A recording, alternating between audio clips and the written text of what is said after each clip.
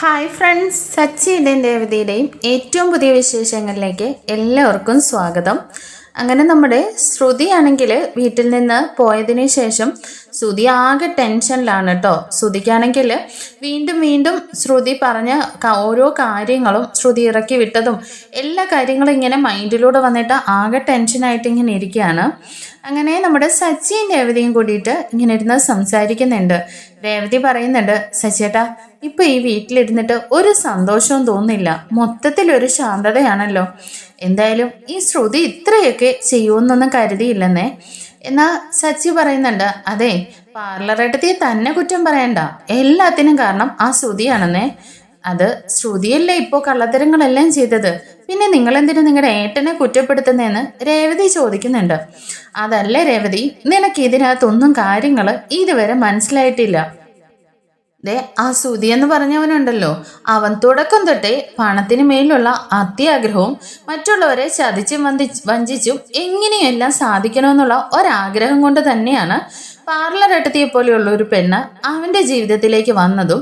അതുകൊണ്ട് തന്നെയാണ് അവൾ ഇവിടെ കിടന്ന് കാണിച്ച അഭിനയങ്ങളും നാടകങ്ങളും മൊത്തം അവൻ വിശ്വസിച്ചതെന്നും ഒക്കെ ഇങ്ങനെ സച്ചി പറയുന്നുണ്ട്.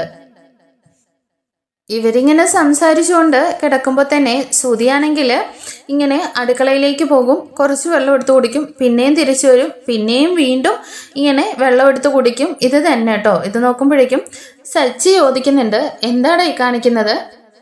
ശ്രുതിയൊന്നും ഇങ്ങനെ മിണ്ടാതെ നിൽക്കുമ്പോഴേക്കും രേവതി പതുക്കെ സച്ചിയോട് പറയുന്നുണ്ട്, അതെ നിങ്ങളുടെ ഏട്ടൻ പിന്നല്ലാതെ എന്താ ചെയ്യേണ്ടത്?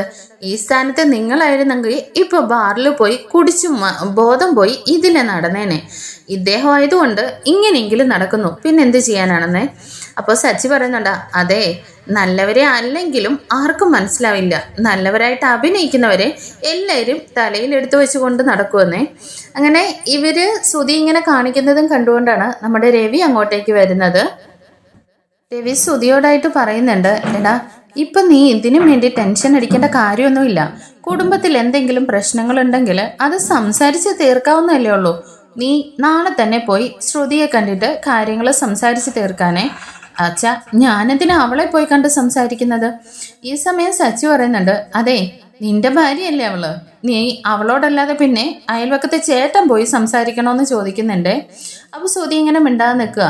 രവി പറയുന്നുണ്ട്, അതേടാ നീ പോയി നേരിട്ട് സംസാരിച്ച് കാര്യങ്ങൾ തീർക്ക്, അപ്പോൾ നിനക്ക് സമാധാനം ആവില്ലേന്നേ. എന്നാൽ ശ്രുതിക്ക് ദേഷ്യമാണ് കേട്ടോ വരുന്നത്. സച്ചിയോടായിട്ട് പറയുന്നുണ്ട്, ദേ ഇതെന്റെ ഞങ്ങൾ ഭാര്യയും ഭർത്താവും തമ്മിലുള്ള പ്രശ്നമാണ്, ഈ പ്രശ്നത്തിൽ തൽക്കാലം ആരും ഇടപെടണ്ടെന്നേ. ഇത് കേൾക്കുമ്പോഴേക്ക് രേവതിയും പറയുന്നുണ്ട്, എന്താ സച്ചിയേട്ടാ നിങ്ങളുടെ ഏട്ടന് ഇങ്ങനെയൊക്കെ പറയുന്നത്?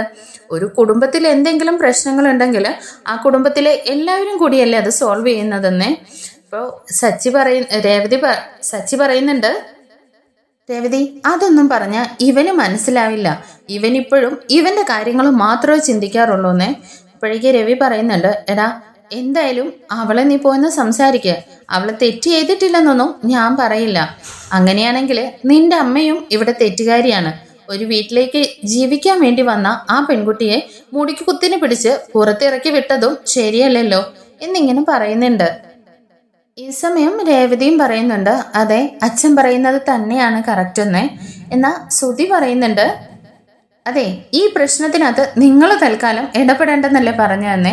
എന്നാൽ സച്ചി പറയുന്നുണ്ട്, എടാ എന്തായാലും അമ്മ ഈ കാര്യത്തിനകത്ത് ചെയ്തത് ശരിയാണെന്ന് നിനക്ക് തോന്നുന്നുണ്ടോ? അമ്മ എവിടെ നിന്ന് അവളെ ഇറക്കി വിട്ടില്ലേ, അതൊന്നും നീ കണ്ടില്ലേന്നേ. എന്നാ ശ്രുതിക്ക് ദേഷ്യം വരികയാണ്. ശ്രുതി പറയുന്നുണ്ട്, ദേ സച്ചി ആവശ്യമില്ലാതെ നീ അമ്മയെ ഇതിനകത്തേക്ക് വലിച്ചഴിക്കണ്ട, അമ്മയാരും കുറ്റപ്പെടുത്തുകയും വേണ്ട. അവള് ചെയ്തു കൂട്ടിയ കള്ളത്തരങ്ങളെല്ലാം നിങ്ങൾ തന്നെയല്ലേ കണ്ടുപിടിച്ച് ഇങ്ങോട്ടേക്ക് കൊണ്ടുവന്നതും എല്ലാം കണ്ടു നിന്നതും, പിന്നെന്തിനാ നിങ്ങൾ ഇങ്ങനെ തന്നെ സംസാരിക്കുന്നത്? രവി വീണ്ടും പറയുന്നുണ്ട്, എടാ അതല്ല ഞാൻ പറയുന്നതൊന്ന് കേൾക്കുന്നേ. ഇല്ലച്ചാ ഇതിനകത്ത് ഇനി ആരും ഒന്നും പറയണ്ട. എന്തായാലും ഇതിനകത്ത് അമ്മ ചെയ്തത് തന്നെയാണ് ശരി. അമ്മ പറയാതെ ഞാൻ ഇനി ശ്രുതിയെ കൂട്ടിക്കൊണ്ട് വരികയില്ല. ഇനി അമ്മയുടെ സമ്മതമില്ലാതെ ഞാൻ അവളോട് സംസാരിക്കത്തു പോലും ഇല്ലെന്നേ. രവി വീണ്ടും പറഞ്ഞ് മനസ്സിലാക്കാൻ ശ്രമിക്കുന്നുണ്ടെങ്കിലും ഇത് എൻ്റെ പ്രശ്നമാണ്, ഇതിനകത്ത് മറ്റാരും ഇടപെടേണ്ടെന്ന് പറഞ്ഞിട്ട് ശ്രുതി അവിടെ നിന്ന് അങ്ങ് ഇറങ്ങി പോകുന്നുണ്ട്. ഈ സമയം ചന്ദ്രയാണെങ്കിൽ ഭാമയുടെ വീട്ടിൽ പോയിട്ട് ഭാമയോട് പ്രശ്നം ഉണ്ടാക്കുകയാണ് കേട്ടോ. നീയാണ് ആ മലേഷ്യക്കാരി കള്ളിയെ എൻ്റെ മോൻ്റെ തലയിൽ കെട്ടിവെച്ചതെന്നൊക്കെ കുറ്റപ്പെടുത്തുന്ന കേൾക്കുമ്പോഴേക്കും ഭാമയ്ക്കും ദേഷ്യം വരികയാണ് കേട്ടോ. എന്താ ചന്ദ്രേ, നിന്നോട് ഞാൻ പറഞ്ഞോ അവള് മലേഷ്യക്കാരിയാണെന്നോ നിന്റെ മോനെ കൊണ്ട് കെട്ടിക്കാനോന്നോ? ഞാൻ ജസ്റ്റ് എന്നെ മസാജ് ചെയ്ത പെൺകുട്ടി എന്ന നിലയിൽ ഞാൻ അവളെ നിന്നെ പരിചയപ്പെടുത്തി തന്നു. പിന്നെ നിങ്ങൾ തന്നെയല്ലേ എല്ലാ കാര്യങ്ങളും സംസാരിച്ച് അവളും മലേഷ്യക്കാരിയാണെന്നും പണക്കാരിയാണെന്നും അറിഞ്ഞിട്ട് അതിൻ്റെ ആർത്തി മൂത്തിട്ട് നീ നിന്റെ മോന് കെട്ടിച്ചു കൊടുത്തു. എന്നിട്ടിപ്പോൾ എല്ലാ കുറ്റവും എൻ്റെ തലയിൽ വെക്കുകയാണോ എന്നൊക്കെ ചോദിച്ചിട്ട് ഭാമയും ചന്ദ്രയെ കുറ്റപ്പെടുത്തുന്നുണ്ട്. ഈ സമയം ചന്ദ്രയ്ക്ക് മറുപടി ഒന്നും ഇല്ല കേട്ടോ. ഭാമ വീണ്ടും പറയുന്നുണ്ട്, ചന്ദ്രേ, എന്തായാലും നീ അവളുടെ സ്വത്തും പണവും എല്ലാം നിന്റെ കുടുംബത്തിലേക്ക് വന്നു ചേരുമെന്ന് ആഗ്രഹിച്ചു. ഇപ്പോൾ അതൊന്നും ഇല്ലെന്ന് കണ്ടപ്പോൾ നീ അവളെ അടിച്ചു പുറത്താക്കുകയും ചെയ്തു. എന്നിട്ടിപ്പോൾ കുറ്റം മുഴുവൻ എൻ്റെ തലയിൽ വെക്കുന്നു. എന്തായാലും ചന്ദ്രേ, നീ അവളെ മുടിക്ക് പിടിച്ച് പുറത്താക്കിയതൊന്നും ശരിയായില്ലെന്നിങ്ങനെ ചന്ദ്രയോട് ഭാമ പറയുന്നുണ്ട്. ഓഹോ, വീട്ടിലിരുന്നിട്ട് സമാധാനമില്ലെന്ന് കരുതിയിട്ടാണ് ഞാൻ ഇങ്ങോട്ടേക്ക് വന്നത്. ഇനി നിനക്കും ഇഷ്ടപ്പെടുന്നില്ലെങ്കിൽ ഞാൻ ഇവിടെ നിന്ന് പൊക്കോളാന്നും പറഞ്ഞിട്ട് ചന്ദ്ര അവിടെ നിന്ന് എഴുന്നേക്കുവാണേ. എന്നാ ഭാമ പറയുന്നുണ്ട്, ചന്ദ്രേ, നീ ദേഷ്യപ്പെടരുതേ, ഞാൻ നിന്നോട് ചോദിച്ചെന്നല്ലേ ഉള്ളൂ. എന്നാലും ചന്ദ്രേ, നീ അവളെ പിടിച്ച് പുറത്താക്കിയത് ശരിയാണോ എന്ന് ചോദിക്കുന്നുണ്ട്. അപ്പോഴേക്ക് ചന്ദ്രമതി പറയുന്നുണ്ട്, പിന്നെ ഞാൻ എന്ത് ചെയ്യണമായിരുന്നു? ഇത്രയും പെരുങ്കള്ളിയായ അവളെ പൂവിട്ട് പൂജിക്കണമായിരുന്നോ? അതല്ല ചന്ദ്രേ, എന്നാലും നീ മുടിക്ക് പിടിച്ച് പുറത്താക്കേണ്ടിയിരുന്നില്ലെന്നേ. ദേ ഭാമേ, നീ ഒന്നും നിർത്തുന്നുണ്ടോ? അവിടെയാണെങ്കിൽ രവിയേട്ടൻ എല്ലാവരോടും പറഞ്ഞിട്ട് അവളെ പോയി കൂട്ടിക്കൊണ്ടുപോകാന്ന് പറയുന്ന സംഭാഷണം കേട്ടിട്ടാ അവിടെ ഇരിക്കാൻ വയ്യാതെ ഞാൻ ഇങ്ങോട്ടേക്ക് വന്നത്. പിന്നെ നീ എന്താ ചന്ദ്രൻ നീ ഉദ്ദേശിക്കുന്നതെന്ന് ഭാമ ചോദിക്കുന്നുണ്ട്. അതെ, എന്തായാലും ഇനി അവള് എൻ്റെ മോൻ്റെ ഭാര്യയായിട്ട് ഇരിക്കില്ല. എന്തായാലും അതിന് ഞാനുള്ള തീരുമാനങ്ങൾ എടുത്തിട്ടുണ്ടെന്ന് ചന്ദ്രമതി പറയുന്നുണ്ട്. ചന്ദ്രേ, രവിയേട്ടൻ പറഞ്ഞിട്ട് അവളെ വീട്ടിലേക്ക് വന്നാലോ എന്ന് ചോദിക്കുന്നുണ്ട്. എന്തായാലും അവൾ ഇനി ആ വീട്ടിൽ കയറി വന്നാൽ ആ വീട്ടിൽ ഈ ചന്ദ്ര ഉണ്ടാവില്ലെന്ന് പറയുന്നുണ്ട്. ഈ സമയം ഭാമ പറയുന്നുണ്ട്, ദേ രേവതി എന്ന വീട്ടിലുണ്ടെങ്കിൽ ആ വീട്ടിൽ നീ ഉണ്ടാവില്ലെന്നും പറഞ്ഞായിരുന്നു ഒരു തവണ പ്രശ്നം ഉണ്ടാക്കിയത്. ഇപ്പതേൻ്റെ അതേ വാചകം നിനക്ക് പറയേണ്ടി വന്നില്ലേ? ഇതാണ് ദൈവത്തിന്റെ കളിയെന്ന് ഭാമ പറയുന്നുണ്ട്. ഈ സമയം ചന്ദ്ര പറയുന്നുണ്ട്, ആ എന്തായാലും ഇനിയിപ്പോൾ എനിക്ക് മറ്റൊന്നിനെ കുറിച്ചും ചിന്തിക്കാൻ വയ്യെന്നേ. അല്ല ചന്ദ്രേ, ഇനിയിപ്പോൾ നിന്റെ തീരുമാനം എന്താ? എന്തായാലും എൻ്റെ ദേഷ്യം അല്പം കുറയട്ടെ, ഞാൻ അല്പം റിലാക്സ് ചെയ്യട്ടെ, അതുവരെ ഞാൻ മറ്റൊന്നിനെ കുറിച്ചും ആലോചിക്കുന്നില്ലെന്നും പറഞ്ഞിട്ട് ചന്ദ്ര സോഫയിലേക്ക് അങ്ങ് ഇരിക്കുകയാണ് കേട്ടോ. എനിക്കൊരു ഗ്ലാസ് ചായയും വേണമെന്നും പറഞ്ഞ്. പിന്നീടായിട്ട് കാണിക്കുന്നത് നമ്മുടെ സച്ചിൻ രേവതിയും കൂടിയിട്ട് വർഷയും ശ്രീകാന്തിനെയും കോൾ ചെയ്യുന്നുണ്ട്. വർഷയും ശ്രീകാന്തും റിസോർട്ടിലാണല്ലോ ഉള്ളത്. അങ്ങനെ അവർ വിശേഷങ്ങളൊക്കെ പരസ്പരം ചോദിക്കുന്നുണ്ട് കേട്ടോ. അപ്പോഴേക്കും വർഷ പറയുന്നുണ്ട്, ഞങ്ങളിവിടെ അടിച്ചു പൊളിക്കുകയാണെന്നേ.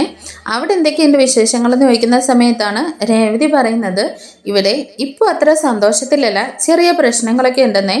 അപ്പോഴേക്കും ശ്രീകാന്ത് ചോദിക്കുന്നുണ്ട്, അല്ല ശശിയേട്ടാ, എന്താ ഇപ്പോൾ അവിടെ പ്രശ്നം? മണ്ഡപത്തിൽ നിന്ന് എല്ലാവരും വളരെ ഹാപ്പി ആയിട്ടല്ലേ പോയെന്നേ. അതേടാ, എല്ലാവരും ഹാപ്പി ആയിട്ട് തന്നെയാണ് പോയത്. എന്നാൽ മണ്ഡപത്തിൽ നിന്ന് ഇറങ്ങിയപ്പോഴാണ് അവിടെ പ്രശ്നം ഉണ്ടായതെന്നേ. അല്ല, അവിടെ ആരെയും ഇപ്പോൾ പ്രശ്നം ഉണ്ടാക്കിയെന്ന് ചോദിക്കുമ്പോൾ രേവതി പറയുന്നുണ്ട്, ശ്രുതിയാണെന്നേ. അപ്പോൾ വർഷിക്കുന്നുണ്ട്, ശ്രുതി ചേച്ചിയോ? അവരെന്ത് പ്രശ്നം ഉണ്ടാക്കാനാ? അതല്ലേ വലിയ ടിസ്റ്റ് എന്ന് പറഞ്ഞിട്ട് സച്ചി കാര്യങ്ങളൊക്കെ പറയുന്നുണ്ട്. മണ്ഡപത്തിൽ വെച്ചിട്ട് വിവാഹത്തിന് വന്ന ശ്രുതിയുടെ ഇളയച്ചനെ കണ്ടെന്നേ. അയാളും മലേഷ്യയിലല്ലേ, പിന്നെ എങ്ങനെ അയാൾ നിങ്ങൾ അവിടെ വെച്ച് കണ്ടതെന്ന് ചോദിക്കുമ്പോഴാണ് സച്ചി പറയുന്നുണ്ട്, അത് അവളുടെ ഇളയച്ചനൊന്നുമല്ല, അത് ഫെബിൻ്റെ അമ്മാവനായിരുന്നു എന്നേ. അപ്പോഴേക്ക് വർഷിക്കുന്നുണ്ട്, അപ്പോൾ ശ്രുതിയുടെ ഇളയച്ചനല്ലായിരുന്നു അത്? അല്ലടാ, അത് വലിയ ട്വിസ്റ്റാണെന്ന് പറഞ്ഞിട്ട് ശ്രീകാന്തിനോടും വർഷയോടും സച്ചി നടന്ന കാര്യങ്ങളൊക്കെ പറയുന്നുണ്ട്. ഈ സമയം വർഷ പറയുന്നുണ്ട്, ശ്രുതി ചേച്ചി ഇച്ചിരി ഫ്രോഡാണെന്നറിയാമെങ്കിലും ഇത്രയും കള്ളത്തരങ്ങളൊക്കെ പറയുമെന്ന് വിചാരിച്ചിരുന്നേ ഇല്ലെന്നേ. അപ്പോഴേക്ക് ശ്രീകാന്ത് ചോദിക്കുന്നുണ്ട്, അല്ലേട്ടാ, ശ്രുതി ചേച്ചി ഇപ്പോൾ എവിടെയാ ഉള്ളത്? അതെ, അമ്മയല്ലേ ആള്. സത്യങ്ങളെല്ലാം മനസ്സിലാക്കിയതിന് ശേഷം അമ്മ അവളെ മുടിക്കുത്തിന് പിടിച്ച് വീട്ടിന് പുറത്താക്കിയെന്ന് പറയുന്നുണ്ട്. അപ്പോൾ അമ്മ എവിടെയെന്ന് ശ്രീകാന്ത് ചോദിക്കുന്നുണ്ട്. അതെ, അമ്മയല്ലേ ആള്. ഇവിടെ ഇരിക്കാൻ വയ്യാഞ്ഞിട്ട് അമ്മ ഭാമ ആൻറ്റിയുടെ വീട്ടിലേക്ക് പോയിട്ടുണ്ടെന്നേ. അത് കേൾക്കുമ്പോഴേക്കും സുധിയേട്ടനോ എന്ന് ചോദിക്കുന്നുണ്ട്. അവൻ്റെ കാര്യം എന്ത് പറയാനാ? അവൻ വീട്ടിലിരിക്കും, അവൻ എപ്പോഴോ വരുന്നു, എപ്പോഴോ പോകുന്നു, എന്തൊക്കെ എവിടെ നടക്കുന്നതെന്ന് പോലും മനസ്സിലാവുന്നില്ലെന്ന് പറയുന്നുണ്ട്. അപ്പോഴേക്കും വർഷ പറയുന്നുണ്ട്, ആഹാ, എന്തായാലും നല്ല ഇൻട്രസ്റ്റിംഗ് ആയിട്ടുള്ള സ്റ്റോറിയാണല്ലോ ഇത്. ഇത് ഞാനൊന്ന് കാണേണ്ടതായിരുന്നു. എന്തായാലും ഞങ്ങൾ ഇപ്പം തന്നെ അങ്ങോട്ടേക്ക് വന്നേക്കാന്നേ. ഇപ്പോഴേക്ക് രേവതി പറയുന്നുണ്ട്, വേണ്ട വർഷേ, നിങ്ങൾ ഒരുപാട് ദിവസം കൂടിയിട്ട് രണ്ടുപേരും ഒന്നിച്ച് സമയം ചെലവഴിക്കാൻ പോയതല്ലേ, നിങ്ങൾ അവിടെ ഒന്നിച്ച് നിന്ന് ഹാപ്പി ആയിട്ട് വന്നാൽ മതിയെന്ന് പറയുന്നുണ്ട്. എന്നാൽ ശ്രീകാന്ത് പറയുന്നുണ്ട്, ഇല്ല സച്ചിയേട്ടാ, വീട്ടിൽ ഇത്രയും പ്രശ്നങ്ങൾ നടക്കുമ്പോൾ ഞങ്ങൾ ഇവിടെ മാറി നിൽക്കുന്നത് ശരിയല്ലല്ലോ, ഞങ്ങൾ ഉടനെ തന്നെ വന്നേക്കാന്ന് പറയുന്നുണ്ട് കേട്ടോ. അവർ വേണ്ടെന്നൊക്കെ പറഞ്ഞാലും ഞങ്ങൾ ഇപ്പം തന്നെ എത്തിയേക്കാന്നും പറഞ്ഞിട്ടാണ് ശ്രീകാന്ത് ഫോൺ കട്ട് ചെയ്യുന്നത്. ഈ സമയം രേവതി പറയുന്നുണ്ട്, അയ്യോ സച്ചിയേട്ടാ, അവരോട് വരണ്ടാന്ന് പറഞ്ഞതല്ലേ. ഏയ് അതൊന്നും സാരമില്ല, ഒരുപക്ഷെ ശ്രീകാന്ത് വന്ന് വിളിച്ച അമ്മ വരുമായിരിക്കുമെന്ന് പറയുന്നുണ്ട്. അങ്ങനെ വർഷയും ശ്രീകാന്തിനെ കുറിച്ചുമൊക്കെ അവർ സംസാരിച്ചുകൊണ്ടിരിക്കുന്ന സമയത്ത് സച്ചി ചോദിക്കുന്നുണ്ട്, അല്ല എന്നാലും ആ പൗഡർ ഏട്ടത്തി എങ്ങോട്ടേക്കായിരിക്കും പോയിരിക്കുന്നത്? അല്ല, അവള് വേറെ എവിടെ പോവാനാ, ആ മീരയുടെ വീട്ടിലേക്കായിരിക്കും എന്നാണ് രേവതി പറയുന്നത്. ആ, അത് ശരിയാണ് രേവതി, അവൾക്ക് വേറെ ആരും ഇല്ലെന്നല്ലേ പറഞ്ഞിരിക്കുന്നത്, ഇനിയിപ്പോ അവൾ അവിടെ തന്നെ കാണുമെന്നേ എന്ന് രേവതി പറയുന്നുണ്ട്. എന്നാലും സച്ചിയേട്ടാ, അമ്മ ചെറിയൊരു തെറ്റ് ചെയ്തതുപോലെയാണ് എനിക്ക് തോന്നുന്നത്. എന്നാലും ശ്രുതി ഒരുപാട് തവണ എന്തോ പറയണമെന്ന് പറഞ്ഞിരുന്നല്ലോ, അതൊന്ന് കേൾക്കാനായിട്ട് സമയം കൊടുക്കണമായിരുന്നു എന്നേ. അപ്പോഴേക്ക് സച്ചി പറയുന്നുണ്ട്, രവതി നീ എന്തായി പറഞ്ഞു വരുന്നത്? ഇത്രയും നാള് അവൾ ഇവിടെ പറഞ്ഞ കള്ളത്തരങ്ങളൊന്നും പോരെ, ഇനി അവൾക്ക് പറയാൻ അവസരം കൊടുക്കണമായിരുന്നോന്നേ. അതല്ല സച്ചിയേട്ടാ, ഇത്രയും ചെയ്തതിനകത്തൊക്കെ എന്തെങ്കിലും ഒരു റീസൺ അവൾക്ക് പറയാൻ കാണുമല്ലോ, അതൊന്ന് കേൾക്കണ്ടായിരുന്നോന്നേ. ഇല്ല രവതി, വായെടുത്ത കള്ളത്തരം മാത്രം പറയുന്ന അവള് ഇതിൽ കൂടുതൽ ഇനി എന്ത് പറയാനാ? അവൾ അത്രയ്ക്ക് നല്ലവളായിരുന്നെങ്കിൽ സുധിയോടെങ്കിലും അവൾക്ക് സത്യം പറയത്തില്ലായിരുന്നോന്ന്. അത് ശരിയാണ് സച്ചിയേട്ടാ, അവൾ എന്തായാലും സ്വന്തം ഹസ്ബൻഡിനോടെങ്കിലും സത്യം പറയണമായിരുന്നു. ഇനിയിപ്പോ അദ്ദേഹത്തിന്റെ കാര്യമാണ് കഷ്ടം. അദ്ദേഹം രാവിലെ പോയതാണ്, എപ്പോഴോ വന്നു കയറുന്നു, ഇനിയിപ്പോ ഇത്രയും നേരമായില്ലേ, എവിടെയാണെന്ന് പോലും അറിയത്തില്ലല്ലോ എന്ന് പറഞ്ഞിട്ട് രേവതി പറയുന്നുണ്ട്, ഇനിയിപ്പോ ശ്രുതി അന്വേഷിച്ച് പോയതായിരിക്കുമെന്നേ. ഈ സമയം സച്ചി പറയുന്നുണ്ട്, ഇല്ല രേവതി, അതൊരിക്കലും ഉണ്ടാവില്ല. അവൻ എന്തായാലും അമ്മ പറയാതെ ഇനി ശ്രുതിയുടെ 7 അയൽവക്കത്ത് പോലും ഉണ്ടാവില്ല. എന്തായാലും അവനിപ്പോൾ എവിടെ കാണുമെന്നറിയാവോ? അവനിപ്പോൾ കൂട്ടുകാരുടെ കൂടെ നല്ല ബാറിൽ എവിടെയെങ്കിലും നല്ല രീതിയിലിരുന്ന് മദ്യപിക്കുന്നുണ്ടായിരിക്കും എന്ന് പറയാണ്. ഇതേ സമയം നമ്മുടെ കറക്റ്റായിട്ട് കാണിക്കുന്നത് ശ്രുതിയാണ് കേട്ടോ. നമ്മുടെ സച്ചി പറഞ്ഞതുപോലെ തന്നെ ആനന്ദിൻ്റെ കൂടെ ബാറിലിരുന്നിട്ട് കുടിച്ച് ഒരു ബോധവും ഇല്ലാതെ ഇങ്ങനെ ശ്രുതിയെക്കുറിച്ച് തന്നെ സംസാരിച്ചുകൊണ്ടിരിക്കുകയാണ്. അപ്പോഴും ആനന്ദ് പറയുന്നുണ്ട്, എടാ നീ ഒന്ന് നിർത്ത്, നീ പറഞ്ഞത് തന്നെയല്ലേ വീണ്ടും വീണ്ടും പറഞ്ഞുകൊണ്ടിരിക്കുന്നത്? അല്ലടാ, എന്നാലും അവളെ ഞാൻ അത്രത്തോളം സ്നേഹിച്ചില്ലേ, അവളെന്നോട് വലിയ പണക്കാരിയാണെന്നൊക്കെ കള്ളത്തരം പറഞ്ഞു എന്നൊക്കെ പിന്നെയും പറഞ്ഞുകൊണ്ടിരിക്കുകയാണേ. ഒരു തരത്തിൽ ആനന്ദ് അവനെ അവിടെ ശ്രുതിനെ പിടിച്ചിട്ട് അവിടെ നിന്ന് നിർത്തി പിടിച്ചുകൊണ്ടൊക്കെ വരുന്നുണ്ട് കേട്ടോ. ഈ സമയം ഭാമയാണെങ്കിൽ രേവതിക്ക് കോൾ ചെയ്യുന്നുണ്ട്. ഭാമ രേവതിയോട് ചോദിക്കുന്നുണ്ട്, രേവതി നിന്റെ അടുത്തിപ്പോൾ ആരെങ്കിലും ഉണ്ടോന്നേ? ഇല്ല ആൻറ്റി, ഇപ്പോൾ അമ്മ അവിടെ എന്ത് ചെയ്യുന്നു എന്ന് ചോദിക്കുകയാണ്. എന്ത് പറയാനാ, ചന്ദ്ര ആകെ ദേഷ്യത്തിലാണുള്ളത്. ഇപ്പോൾ ഈ ശ്രുതി തന്നെ ചന്ദ്രനെ ഇങ്ങനെ പറ്റിക്കുന്ന ചന്ദ്ര സ്വപ്നത്തിൽ പോലും വിചാരിച്ചില്ലല്ലോന്നേ. അത് തന്നെയാണ് ആൻറ്റി ഞങ്ങൾക്കും ഇപ്പോൾ ഉള്ളത്. ഇപ്പോൾ ഞങ്ങൾക്കും ഇതൊന്നും വിശ്വസിക്കാൻ പോലും പറ്റുന്നില്ല എന്ന് പറയുന്നുണ്ട്. അല്ല ആൻറ്റി, അമ്മ വല്ലതും കഴിച്ചോ എന്നൊക്കെ ചോദിക്കുന്നുണ്ട് രേവതി. ഇല്ല രേവതി, അവൾ ഇതുവരെ ഒരു ഗ്ലാസ് വെള്ളം പോലും കുടിച്ചിട്ടില്ല. ശ്രുതിയുടെ പേരും പറഞ്ഞ് ഇങ്ങനെ ഇരുന്ന് ചീത്ത പറഞ്ഞുകൊണ്ടേയിരിക്കുകയാണ്. ചന്ദ്ര ശ്രുതിയെ അത്രത്തോളം സ്നേഹിച്ചിരുന്നല്ലോ, അവൾ തന്നെ ചന്ദ്രയെ പറ്റിച്ചത് അവൾക്കൊരിക്കലും അക്സെപ്റ്റ് ചെയ്യാനേ പറ്റിയിട്ടില്ലെന്നൊക്കെ ഇങ്ങനെ ഭാമ പറയുന്നുണ്ട്. ഞാൻ ശ്രുതിയെ കോൾ ചെയ്ത് നോക്കി, അവൾ ഫോൺ എടുക്കുന്നില്ലാന്ന്. അങ്ങോട്ടെങ്ങാനും വന്നോന്ന് ചോദിക്കുന്നുണ്ട്. ഇല്ല ആൻറ്റി, ഇവിടെയും വന്നില്ല. ഇനിയിപ്പോൾ അവൾ എവിടെ പോയി കാണുമെന്ന് ചോദിക്കുന്നുണ്ട്. ഈ സമയം ഭാമ പറയുന്നുണ്ട്, അതെ, ഇനി എന്തായാലും അവൾ എവിടെ പോവാനാ, അച്ഛനും അമ്മയും ഒന്നും ഇല്ലെന്നല്ലേ പറഞ്ഞിരിക്കുന്നത്. അവൾ ഉറപ്പായിട്ടും ആ മീരയുടെ വീട്ടിൽ കാണുമെന്നാണ് പറയുന്നത്. എന്നാൽ രേവതി പറയുന്നുണ്ട്, എന്നാലും ആൻറ്റിയല്ലേ ആദ്യം ശ്രുതിയെ പരിചയപ്പെട്ടത്, അപ്പോൾ ആൻറ്റിക്ക് ശ്രുതിയെക്കുറിച്ച് എന്തൊക്കെ അറിയാമെന്ന് ചോദിക്കുകയാണേ. ഇല്ല രേവതി, ഇത്രയും കാര്യങ്ങളല്ലാതെ എനിക്കും ശ്രുതിയെക്കുറിച്ച് മറ്റൊന്നും അറിയില്ല. ഇപ്പം തന്നെ ഞാനും ചന്ദ്രയും കൂടിയിട്ട് ചെറിയൊരു ഉടക്ക് കഴിഞ്ഞിരിക്കുന്നതേ ഉള്ളൂ. ശ്രുതിയുടെ തലയിൽ അവളെ ഞാനാണ് കെട്ടിവെച്ചതെന്നുള്ള രീതിയിലൊക്കെ ചന്ദ്ര സംസാരിച്ചു. ഇപ്പോൾ ഞങ്ങൾ ഒരു വിധത്തിൽ സംസാരിച്ച് സോൾവ് ചെയ്ത് വെച്ചേക്കുക. ഞാൻ എങ്ങനെയെങ്കിലും വീട്ടിലേക്ക് പോകണ്ടേന്നൊക്കെ ചോദിക്കുമ്പോൾ ഞാൻ ഇവിടെ നിൽക്കുന്നത് ഇഷ്ടമില്ലെങ്കിൽ ഞാൻ എങ്ങോട്ടെങ്കിലും ഇറങ്ങി പോവാന്നൊക്കെ പറഞ്ഞ് ഭയങ്കര ദേഷ്യത്തിലാണ് ഇവിടെ ഉള്ളത്. ഒരു തരത്തിൽ ഞാൻ സമാധാനിപ്പിച്ച് ഇവിടെ ഇരുത്തിയേക്കാണെന്ന് പറയാനേ. അതിനുശേഷം ഭാമ പറയുന്നുണ്ട്, രവിയേട്ടൻ വന്ന് സംസാരിച്ചാൽ ഒരു പക്ഷേ അവൾ തിരിച്ചു വരുമായിരിക്കും. നിങ്ങൾ രവിയേട്ടനോടൊന്ന് സംസാരിച്ചോന്ന് ചോദിക്കുന്നുണ്ടേ. ഇല്ല ആൻറ്റി, അച്ഛനും ഒരിക്കലും അമ്മയെ തിരിച്ച് അവിടെ വന്ന് വിളിക്കുമെന്ന് തോന്നില്ല. അമ്മ തന്നെ ഇവിടെ നിന്ന് ഇറങ്ങിപ്പോയതല്ലേ, അപ്പോൾ തനിയെ തിരിച്ചു വരട്ടെ എന്നാണ് അച്ഛൻ്റെയും ന്യായമെന്നേ. അപ്പോഴേക്ക് രേവതി പറയുന്നുണ്ട്, അതെ ഇപ്പോൾ കൊച്ചു കുട്ടികളെ പോലെ ഇവരുടെ തമ്മിലുള്ള പ്രശ്നങ്ങൾ തീർക്കാൻ തന്നെ സമയം കിട്ടുന്നില്ല എന്നേ. ഈ സമയം ഭാമയും പറയുന്നുണ്ട്, അതെ അവളും വന്ന് പറഞ്ഞിരുന്നു ശ്രുതിയെ മുടിക്ക് പിടിച്ച് പുറത്താക്കിയെന്ന്. അതെ ആൻറ്റി, എന്തായാലും അവൾക്ക് പറയാനുള്ള കാര്യം എന്താണെന്ന് അമ്മയ്ക്കൊന്ന് കേൾക്കായിരുന്നു എന്നേ. എന്തായാലും ചന്ദ്രയ്ക്ക് ദേഷ്യം വന്നാൽ അവൾ എന്തൊക്കെയാ ചെയ്യുന്നതെന്ന് അവൾക്ക് തന്നെ അറിയില്ല.